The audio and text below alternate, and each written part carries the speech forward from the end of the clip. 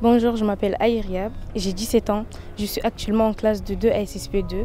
J'ai choisi cette filière car j'aime beaucoup aider les personnes en situation de handicap et les personnes dépendantes.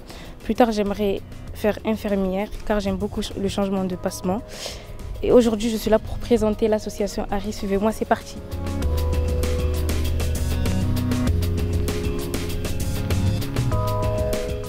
Bonjour, Bonjour. pouvez-vous vous présenter s'il vous plaît? Oui, je m'appelle Cécile Rigard, je suis responsable communication à l'ARI, l'Association régionale pour l'intégration. En fait, on gère des établissements médico-sociaux, principalement répartis dans les Bouches-du-Rhône, mais on en a aussi dans le Vaucluse et dans les Alpes de Haute-Provence. Alors, notre mission, c'est d'accompagner des personnes en situation de handicap, qu'ils soient enfants ou adultes, ou des personnes en difficulté dans leur vie quotidienne. Et en fonction du type de handicap, on a des dispositifs et des réponses adaptées pour leur accompagnement.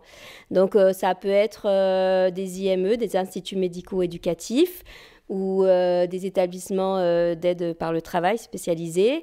On a aussi des foyers de vie. On a aussi des hôpitaux de jour, dont une plateforme autisme dans le 14e spécialisé pour la prise en charge de l'autisme.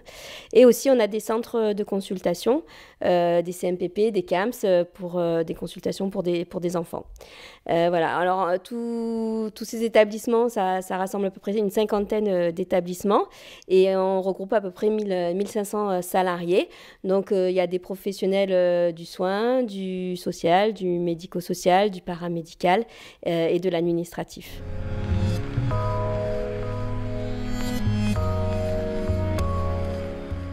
Pouvez-vous nous parler de votre métier aide-soignante? Alors, le métier d'aide-soignant, donc c'est pas un métier facile, mais c'est un métier très enrichissant.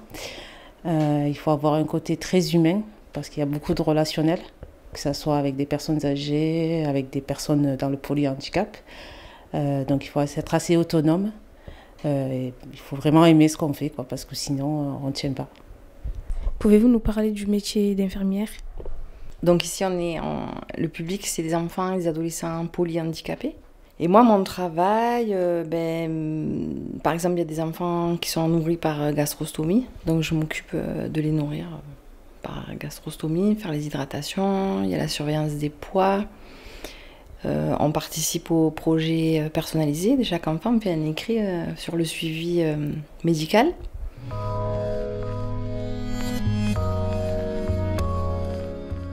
Pouvez-vous nous expliquer c'est quoi l'établissement EAP? Donc, un établissement EEAP, c'est un établissement pour enfants et adolescents polyhandicapés.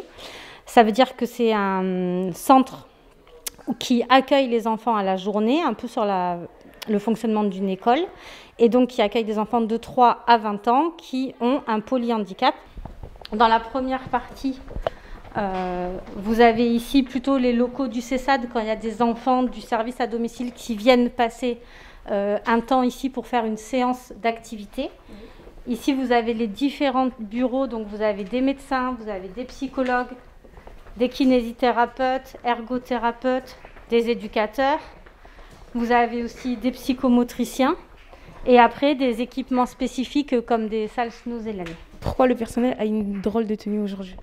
Effectivement, comme vous dites, c'est bien aujourd'hui. Ils ont une drôle de tenue parce qu'on a fait carnaval ce matin, on a accueilli les familles. Et donc, du coup, on devait tous être déguisés. Là, vous avez de la chance, je rentre de réunion, mais ce matin, j'étais en clown. Donc, Qu'est-ce qui vous plaît dans ce métier?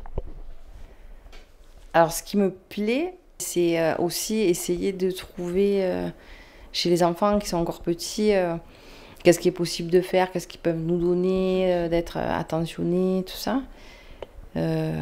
Autrement, je trouve que c'est un des plus beaux métiers qui puisse exister. Il y a un panel énorme de possibilités. Ça peut être difficile parce que il n'y a pas, c'est-à-dire il n'y a pas forcément le résultat direct de quand on met en place une activité ou quand on essaye de leur apprendre quelque chose, mais il y a la satisfaction de voir une petite évolution ou un sourire, parce que c'est pas des enfants qui communiquent par le dialogue. Donc, par l'expression du visage, tout ça, on peut voir qu'ils sont contents ou pas contents. Mais du coup, voilà, moi, c'est ce que j'aime dans le polyhandicap. Il y a aussi le plus quand on est dans un établissement, c'est qu'on travaille en équipe, que chaque projet est personnalisé et que du coup on peut vraiment participer au projet de vie de la personne. Quel conseil donnerez-vous à une jeune qui veut travailler dans ce domaine-là?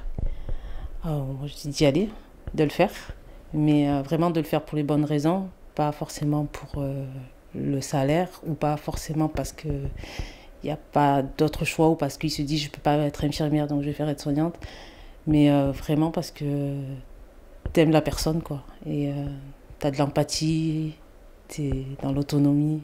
Voilà. Merci beaucoup d'avoir répondu à toutes les questions. De rien.